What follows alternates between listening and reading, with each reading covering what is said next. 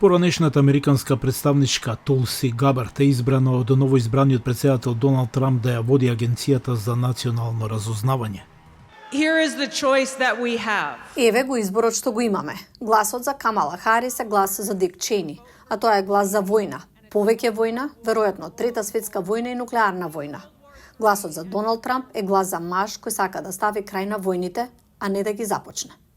Некогашната демократка стана силен глас за кампањата на Трамп, собирајќи голем број луѓе.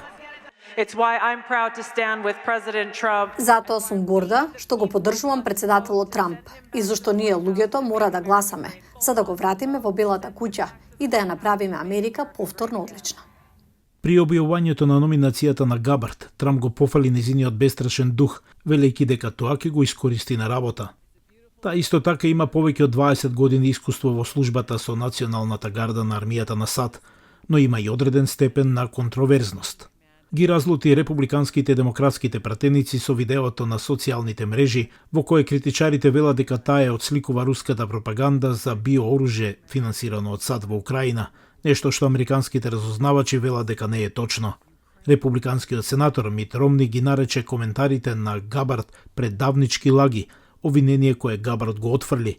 Габард беше критикувана и за средбата со сирискиот претседател Башар ал-Асад, обвинет за воени злосторства, но таа го бранеше патувањето велејќи дека не можете да бидете сериозни во врска со мирот, освен ако не сте подготвени да разговарате со вашите противници.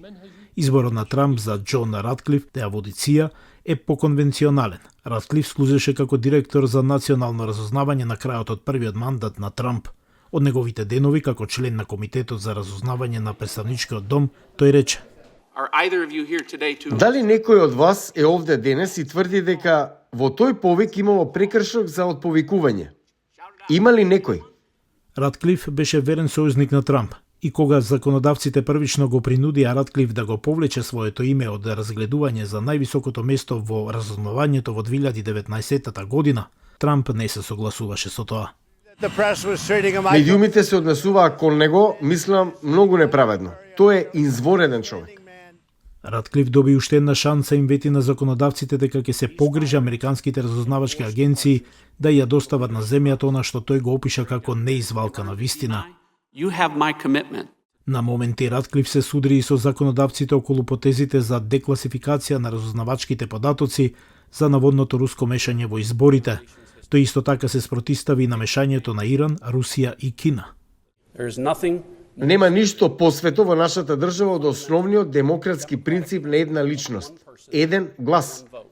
Но Трамп мандатот ќе му го довери на познато лице и звезда во подем, да ги води американските разузнавачки напори во следните 4 години.